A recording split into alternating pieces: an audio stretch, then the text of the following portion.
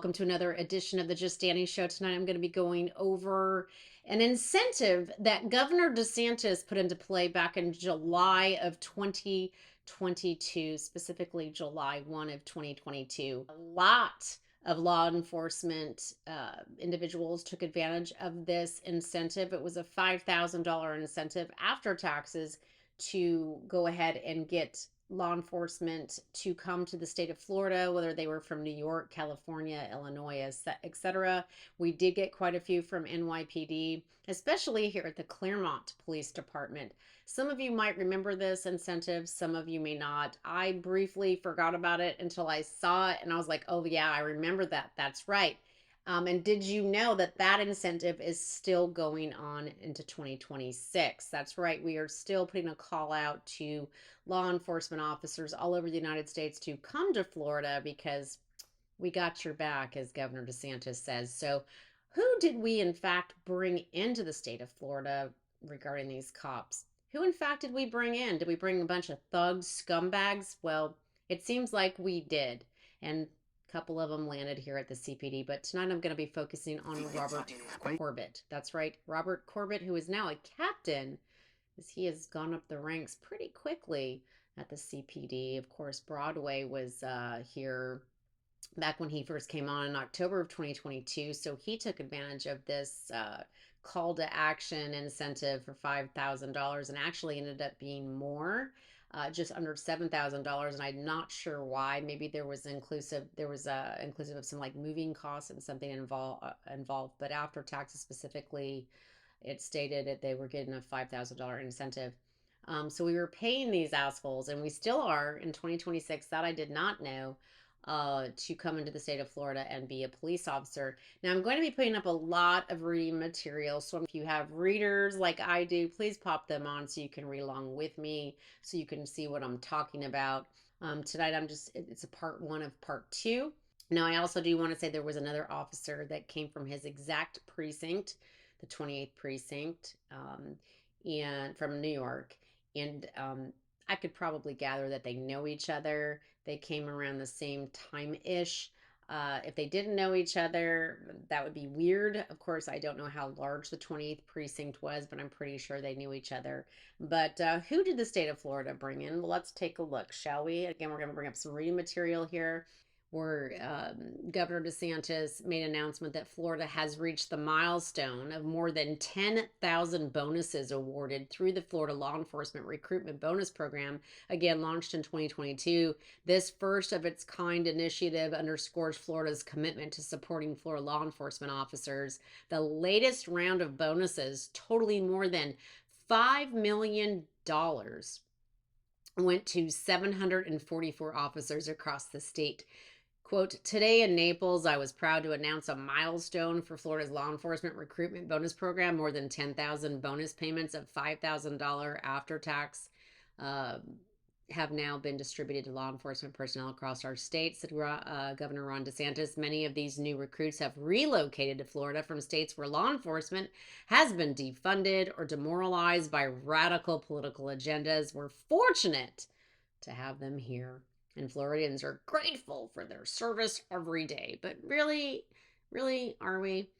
So if we just go back down here real quick, the program provides a one-time $5,000 bonus after taxes to newly relocated and employed officers as a show of appreciation and incentive for choosing to serve in Florida. Each of more than 10,000 newly recruited officers has received a $5,000 bonus after taxes, with the program distributing more than $67.9 million to date. Now, these bonuses are part of a broader initiative to solidify Florida's position as the nation's law and order state. Under the fiscal year 2025-2026 budget, the governor secured $49 million in pay increases for more than 16,200 state-sworn law enforcement officers, raised the minimum base pay to $60,000, and provided significant raises for both entry-level and veteran officers, 10 and 15% increases respectively. Oh, brilliant. In addition to a $5,000 recruitment bonus, benefits of becoming a Florida law enforcement officer include financial stability, upward mobility, excellent health and retirement benefits, student loan forgiveness programs, home loan programs, and more. delicious. So that's what we're dealing with. We've always known this, or, if you've been, you know, into the whole political realm here, especially in the state of Florida, we're a very pro police state, and this just kind of accentuates that. We're, giving them student loan forgiveness programs. So basically, that's awesome. Let's just go to school and not fucking pay the school, and we'll just get forgiven for that because we're a cop. Home loan programs, the whole nine. Super delicious. And we're going to bring in pieces of shit, proper thugs from New York, and one being Corbett. And it's all public record, so suck it. All right, so I just wanted to preface what I was talking about, why the state of Florida are bringing people in. And again, I did not know that we were still doing this in 2026. I thought this um, was on the heels of the whole George Floyd bullshit, and that's why it was started back in 2022. And I thought it had just fallen off the grid, but apparently no. So let's go on to Robert Corbett. Okay, I brought his profile up here for you to see. This is off the 50-a.org website. As you can see here, he used to be a little chunky monkey with some gray hair, so I don't know if he's been on the Ozempic bandwagon or not, or maybe he's just done it the good old-fashioned way with exercise and diet. Who knows? But he has, in fact, dyed his hair. So as you can see here, he was a former lieutenant in special assignment at Legal Bureau. It says former lieutenant special assignment at Legal Bureau. Also served at the 20th Precinct. Service started April of 1997, ended April of 2022. As we scroll down here, it's going to let you know what are some of his allegations as far as complaints and whether they were substantiated or not. As you can see here, right off the bat, he has 2 substantiated allegations, which means that yes, he's guilty of them, and yes, he violated NYPD policy. One being force. You can see here physical force, and then abusive authority, retaliatory arrest. And this is going to be like a common theme that you're going to see moving forward here with him. And you'll see why here shortly. I have had my own personal experiences with him, and this did not really surprised me in the least. This man, in my opinion, and I have a right to my opinion based on my subjective opinion based on what I see and what I've experienced with this man, that he is in fact retaliatory and malicious. And I could absolutely see him using physical force and getting off on it. And so, which these were substantiated. This is public record here. So physical force was substantiated, retaliatory arrest. And as we move down, you'll see a little bit more of that in the complaint number, etc. Then we go down here to lawsuit settlements. And I will go over this $25,000 one here that you see. I'm not going to try to pronounce this guy's last name, but it's Muhammad blah, versus City of New York et al. $25,000 settlement. I will tell you that the City of New York was dropped off of the lawsuit, and it just left Corbett behind to fend for himself. Although, if you are aware of, municipalities getting sued with these civil rights lawsuits, generally their insurance will cover the officer, even though if they are sued in their individual capacity. Of course, they have qualified immunity. But if you can prove that they did something wrong, they lose that qualified immunity. But even then, the city, the municipality will, in fact, most times come to their rescue and pay whatever that they get ordered to pay by the judge in damages. And in this instance, it was $25,000. So it didn't get specific with, did it come out of Corbett's pocket, or did the City of New York, in fact, pay that? But I'm going to go ahead and surmise that the City of New York paid for that. And this one here that you see for $55,000, George Aquara versus Orlando Pabon et al. This was really kind of, a nothing burger. I know that looks like a lot of money. Basically, what that was, it did include Robert Corbett and his unit. And this Orlando Pabon was just a citizen in his own car. It didn't get into specifics. Like, I didn't see the accident report or anything, but there was an accident. I'm guessing, just from what I briefly read in the court docket, that this Mr. Pabon and Corbett collided, got into an accident, and then barrel-assed into this George Aquara gentleman. Now, this $55,000 settlement, I can't definitively tell you what portion of that if not all of it, came from the city of New York to cover Corbett's, culpability in this accident or not, or if they split that down the middle between this Orlando guy who was a civilian and New York City. I don't know. It did not definitively state.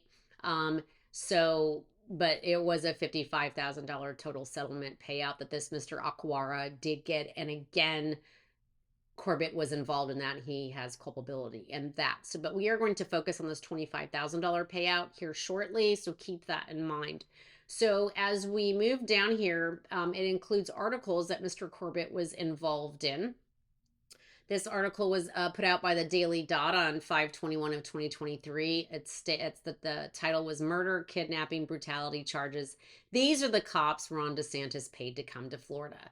And Rob Corbett was included in this because of the information that I'm about to tell you.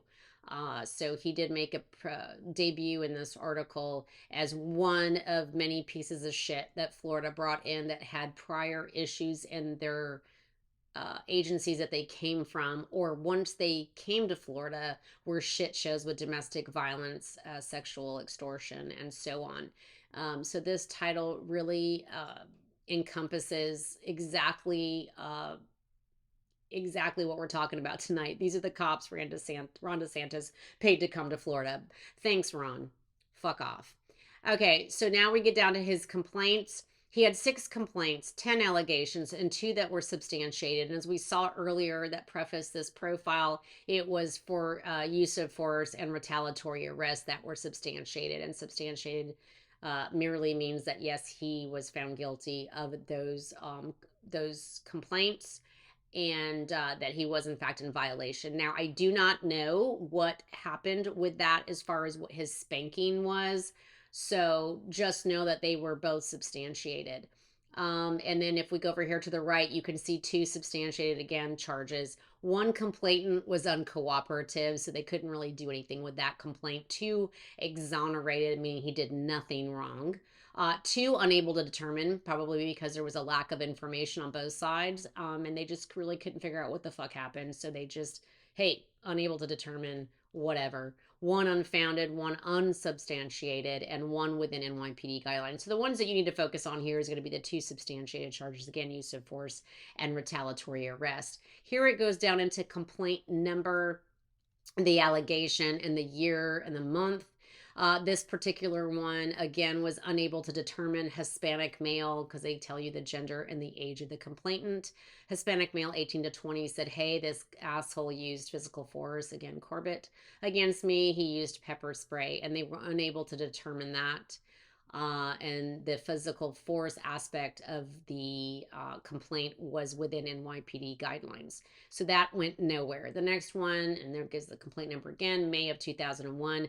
This one included a black male, 38. He had 2 complaints. One was discourteous, meaning other. I don't know if that was words or what. Abuse of authority, threat of force, verbal or physical. That abusive authority was exonerated. He did nothing wrong. And then discourtesy, other, I don't know what exactly that included, but that one was unsubstantiated. So they couldn't figure out what the fuck with that. So that was a nothing burger. February of 2001, he got a complaint against him by a black male, 25, both for physical force and retaliatory arrest. And again, these were substantiated. He did violate policy, and he was, deemed culpable here. So it says charges. So I don't know what they did to him. As far as spanking, did they give him time off without pay? Did they give him time off with pay? Did they promote him like they usually fucking do? We don't know. But those 2 charges were in fact substantiated by this complainant here. And then in 2000 of September, see, we have discourtesy again. It says word. So I'm guessing he was discourteous with his mouth to this black male, 31. And the complainant was uncooperative. Probably said, fuck you, I'm not going to tell you shit, even though I made the complaint. So that went nowhere. And then in October of 1999, you'll see, and February of 1998, we don't have a complainant as far as gender and age. or excuse me, not gender and age and race, because apparently they did not do that. I don't know, back in 98 and 99, or they just forgot to put it in there. But anyways, whoever, female, male, black, white, Asian, we don't know, 60, 70, 20, we don't know how old they were, abusive authority and detention. While he was being detained, he is claiming, or she, that there was some sort of abusive authority with the detention, and he was exonerated, so did nothing wrong. And then in February 1998, there was a abusive force punch kick, and that was unfounded. So, and then here it goes into the conclusion of meetings. And so that's that. Named in two known lawsuits, $80,000 total settlements. Now that last one I told you was just was a car accident, $55,000. We don't know if they split that or what happened with that. Pretty much nothing burger accidents happen, unfortunately. But let's go back up to this Mohammed gentleman. Again, I cannot pronounce this last name if I tried. Versus City of New York et al. Gives it the case number. Now, I will briefly tell you here what it was about, although I did bring up the complaint, and then I went even further because they just, you see this link here, it just is going to show you the complaint. But I did delve deeper, and I did go onto the actual court docket for this case, and I read extensively on the other filings in regard to this case.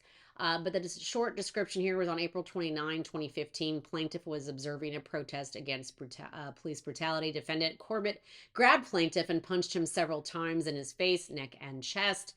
Defendants then violently shoved, pulled, and dragged plaintiff out of the crowd. Plaintiff was then slammed to the ground, and his hands were tightly tied behind his back, causing him to lose feeling in his left hand. Plaintiff was transported to NYPD headquarters and released without charges after 3 hours in custody. All right, I'm going to pop up that complaint because it's quite interesting.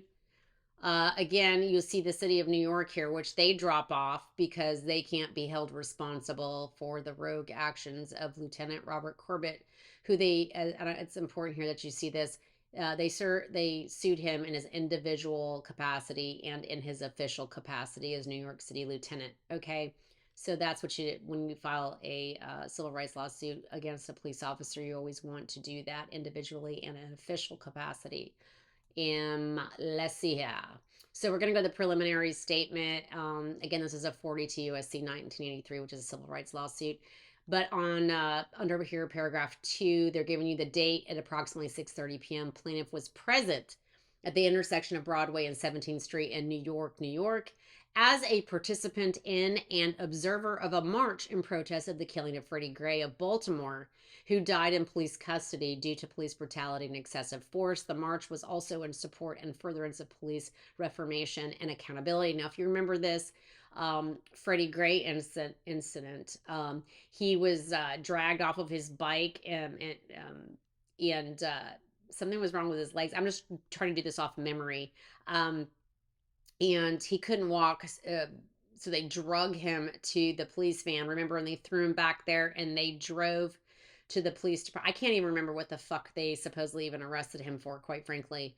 But they stuck him in the back of the van and they drove literally violently to the precinct, banging him around in the back. And he ultimately died of his injuries from the abuse while in custody.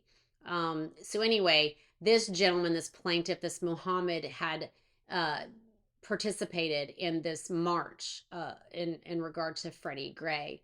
And so let's move down here. So to paragraph 4, the defendant subjected plaintiff to pre-planned, calculated, and illegal tactics through which the defendant police officers effected mass arrests and detentions of plaintiff and mass arrestees by grabbing protesters whose arms were locked with other arrestees. So what Mohammed was doing is he was just standing there peacefully, locking arms with other protesters and just standing there. He wasn't throwing things. None of them in this chain of people were doing anything. They were just standing there, arms locked together.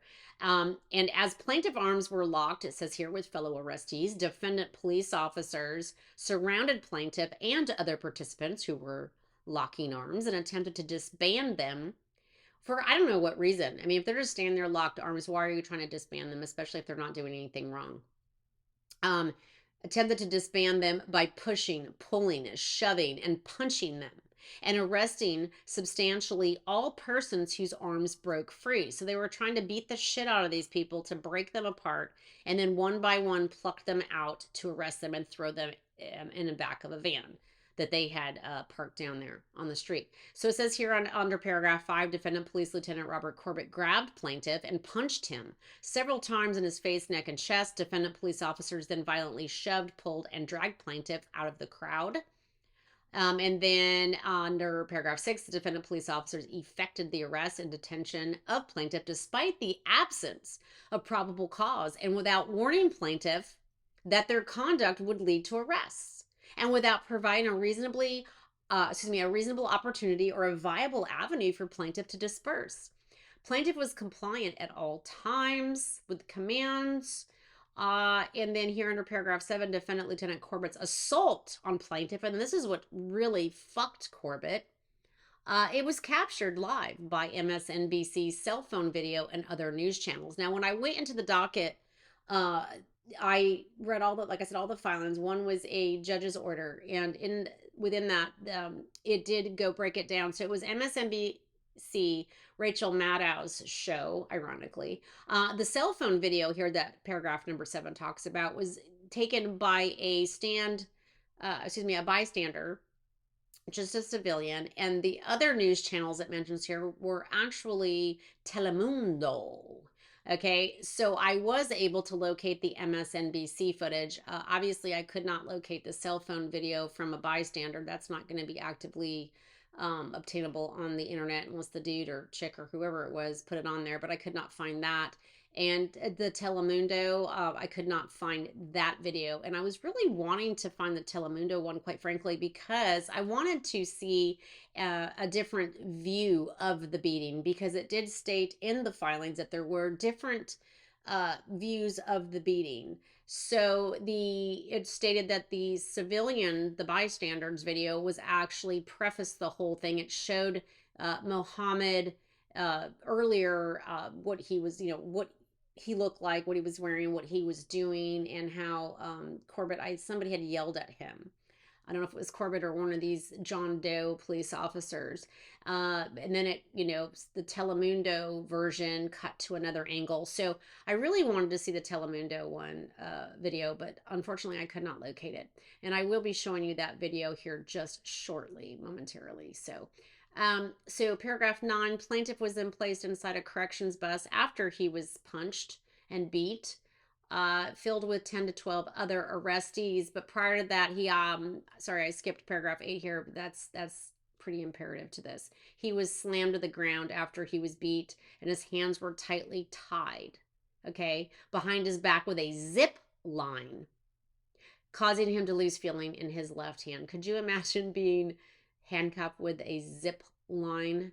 How that would hurt and ultimately cut into your wrist. And then again, I got ahead of myself earlier, the paragraph 9 here. Then he was thrown to the corrections bus filled with 10 to 12 other arrestees. And there he sat for an additional 2 hours. Okay. So this bus was staged there so they could pick up these people, beat the shit out of them, and throw them in this bus, and just, and they went back out for more. It was like, all right, they probably gave him high fives. Let's go get us some more. So this guy who did nothing wrong, was not read his Miranda rights, was zipped line tied his hands and thrown in this bus where he sat for 2 hours while they went out and got them some more people to throw in there with him. Now, I'm not saying that there weren't other people involved in these Freddie Gray protests, marches, that weren't doing anything wrong, but because we are focused on this particular lawsuit, this Mohammed guy wasn't doing anything wrong. He was standing there, and you'll see here and shortly regarding that. So in sum, Mohammed brings this action in a quest for answers as to why he was retaliated against for his legal exercise of his First Amendment protected rights to free speech and association, because Corbett literally plucked him out of the crowd, beat the shit out of him, and plucked him out so violently, as you'll see, that it ripped his shirt. So he is alleging that he was subjected to violent, brutal, indiscriminate, and illegal arrest tactics, detained for varying lengths of time, brutalized, and subjected to prosecution in the absence of any criminal conduct or wrongdoing, and he did not do anything wrong. The video fucked Corbett, so that's why the $25,000 was put out there. But I did want to let you, kind of go over this complaint with you so you could see exactly what happened with that, what they did.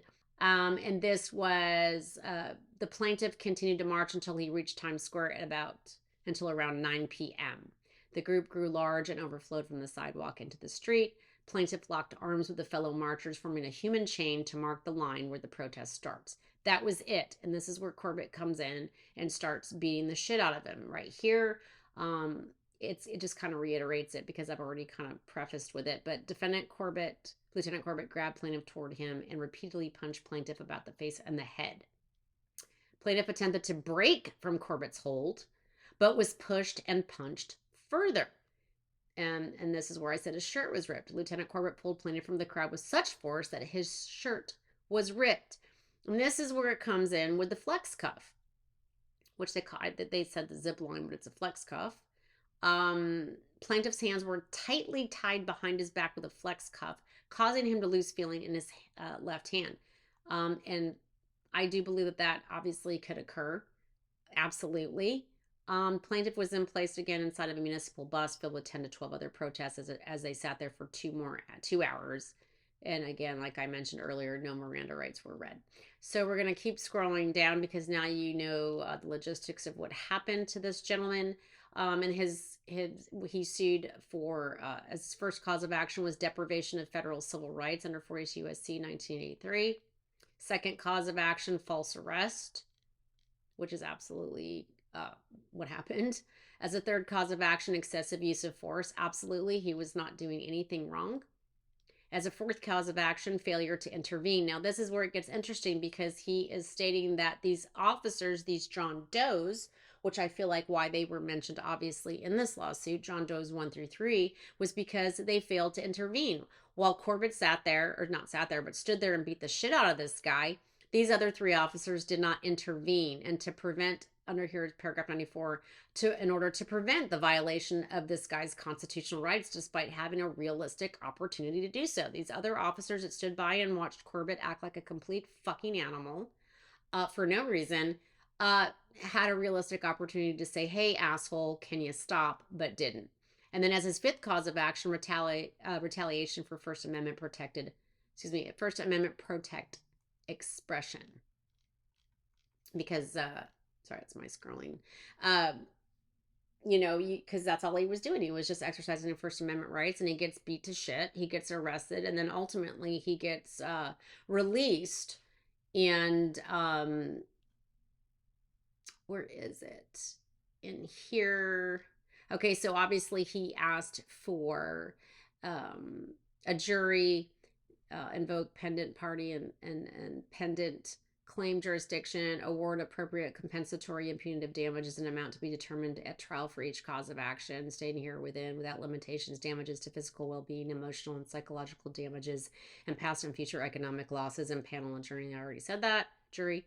Award plaintiff attorney's fees and costs and prejudgment interest. And finally, E, award plaintiff such other and further relief as the court may deem equitable, just, and proper to remedy the defendant's unlawful practices. I kind of went really fast up there, but he was thrown into when he got to the precinct, he was thrown into a mass cell that contained 90 people with 1 toilet, 1 bed, and 1 sink in it. That was mentioned here in the complaint. And now I'm going to go ahead and bring up that MSNBC clip from Rachel Maddow's show. He is going to be in a white shirt because lieutenants wear the white shirts, and he's a little chunky monkey, like I said, with some gray hair. It's a very short clip. I will play it a couple times. Go ahead and play that for you now.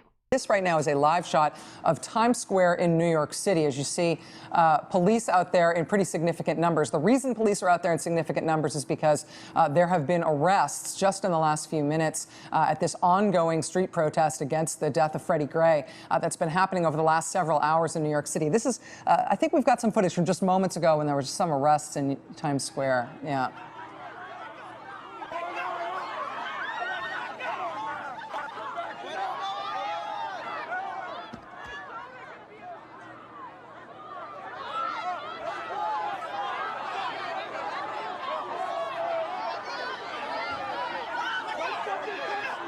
Okay, so again, this was just within the last couple of minutes, the last few minutes in New York City in Times Square. Obviously, a rough confrontation there between protesters and police. We'll keep you posted as we continue to keep an eye on those. Some arrests in Times Square. Yeah.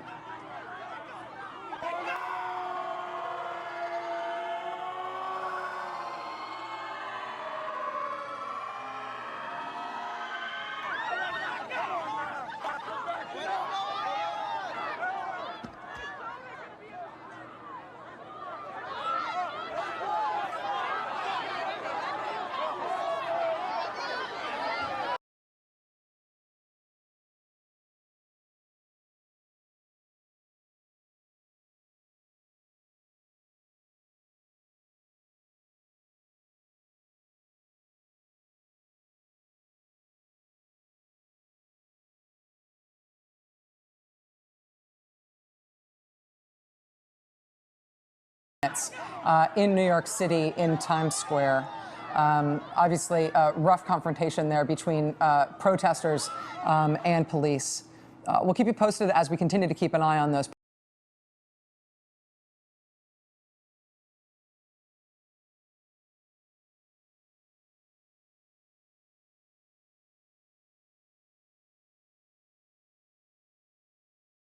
Okay, wasn't that adorable?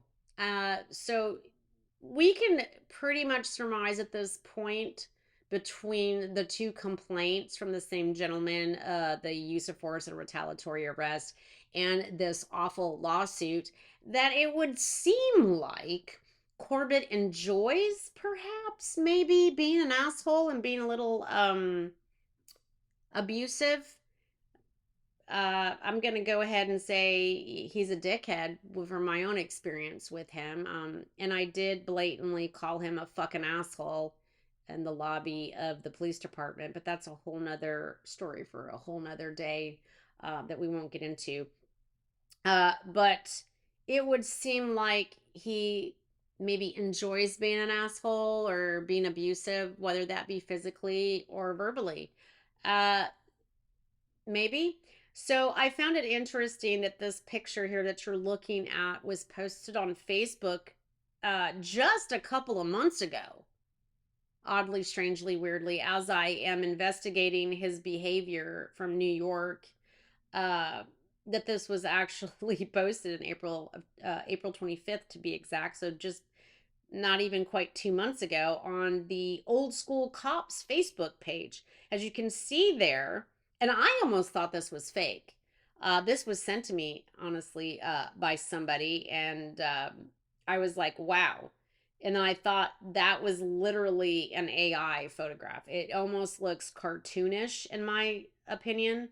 Um, he's got the weirdest body shape here I've ever seen. It just looks cartoonish. But in actuality, it is a real photograph. And the asshole you see there in the white shirt is, in fact, Robert Corbett. On Old School Cops, May 1, 2011, during the Occupy Wall Street days, the group was throwing batteries at cops. And it says, credit Rob Corbett. So I'm guessing that he submitted this picture because he thinks he's uber fucking cool and just thinks this is a phenomenal picture. And he does, because the comments that follow this Facebook post will tell you more about that. But this is him. Now, I am not going to say definitively because I can't. I was not there. But in the picture that I am viewing here, I do not know if this guy with all dressed in black here that appears to be coming toward Corbett was part of this battery throwing debacle. If in fact he had just thrown one at Robert Corbett or another officer and he was trying to take the knees out here momentarily with that billy club because that's where he was going for. That's what he's looking at. And the comments that precede this post will inform you of that is more than likely what he was doing. So this really isn't about whether he was in the right or the wrong here to take out this guy's knees. The only reason why I'm bringing this up is because he's quite proud of this. He's quite proud of the brutality that he's inflicted on people based on the posting of this and the comments that precede this. So we're going to go ahead and go on to the comments. We'll go ahead and start with this one from JSNG Berry. Still the greatest still photo of that decade. If I were that cop, that would be a sofa-sized print hanging in my living room. And then some person named Jen Mack tagged Rob Corbett, and the guy that just actually had made that comment and said LOL.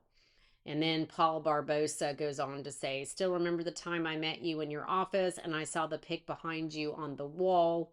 I said, quote, wait, that's you? Absolutely the most classic cop pic out there.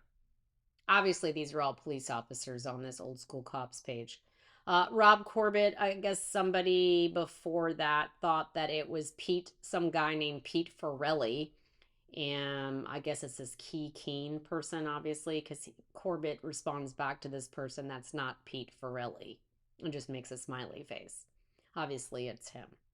And then Scott Kaufman says, Rob Corbett, how cool is it to be on this thread? Classic, bro. And then Forrest Perkins says, Rob Corbett, you're a legend. So I'm sure that he was getting a big chub in those tight ass pants where he's showing a moose knuckle. And if you if you go in there and you kind of blow that picture up, it almost looks like his pants are literally ripped. Don't know what was going on there. John MC, proud to say I supervised this lieutenant when he was a cop. Great guy. Gee, John, were you supervising this asshole when he beat the shit out of Mohammed for no fucking reason? Was that you, John? Were you his supervisor then? Are you proud of that? And then Rob Corbett responds back to John MC. We had fun, didn't we? And you were a great boss. Oh, all the ass licking. Let the ass licking begin. We had fun, didn't we? We had fun beating the shit out of people. Again, in this picture, I do not know if it was justified. I'm sure that it was, but all I am saying is that he takes pleasure in the fact that he likes to beat the shit out of people, apparently, from what all this evidence and public record point to, that is. And then Tom Smith says, Rob Corbett, is this an admission counselor? Again, in case you don't know, Robert Corbett is also a lawyer, and that will go into tomorrow's part 2 subject. But I digress on that. And then this guy here, I kind of cut that off, but it says bye-bye kneecap. So again, I guess I was correct in saying that he was going for this guy's kneecap. And then Scott Pruitt, of course, says, my good friend Thomas Ferrari took me to meet this very lieutenant at one police plaza several years ago. Rob is a squared away and super cool guy. A squared away, is that lockstep? Is that like he's lockstep? Sorry. Love it. Bringing some stick time in class A's. So I'm guessing this Scott guy is a cop. He's there in the hoodie, and then you can see Corbett back in his fat ass days and his gray hair. So, and then I'm going to show this next picture here, where apparently this is when the swing comes down, perhaps, or this is just another picture of him in action. So there's that. And then this guy's name that I can't even pronounce exactly. Good times. And then David Corbett, who I'm guessing obviously is a relative of some sort, maybe his brother, nephew, who the fuck knows, makes me proud to be a Corbett. But does it? Does it make you proud to be a Corbett? Just saying. So, with that being said, I wanted to bring that into your attention tonight because this is one of many that our governor ushered into the state of Florida, pieces of shit that had issues prior. And did Broadway not know about this, or he knew about it and just didn't want to think about it or acknowledge it? But I just find that comical that he thought that that was fun times, dope rhymes, to put that up like that. I'm guessing he sent that to somebody. So, just gonna say.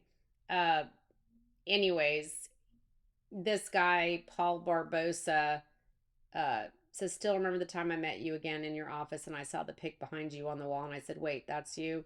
I wanted to go back to that comment because obviously he blew this up big enough to make it a picture to put on the wall in his office. So when you do that and you kind of, I mean, are you in love with yourself? Pretty much a narcissist. I mean, if you had a picture of that, would you blow it up and put it on your wall and go, I'm a badass, and put it in your office?